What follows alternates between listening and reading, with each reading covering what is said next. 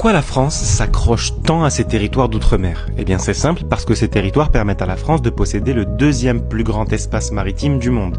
Et ça, c'est un avantage stratégique énorme. Je vous explique. En droit international, on considère que toutes les eaux situées à moins de 200 km des côtes d'un pays lui appartiennent. C'est ce qu'on appelle la zone économique exclusive. Du coup, si un pays possède une île même inhabitée au milieu de l'océan, eh bien le pays possède toute la mer autour de cette île dans un rayon de 200 km, ainsi que toutes les ressources qui vont avec, pétrole, poissons, etc.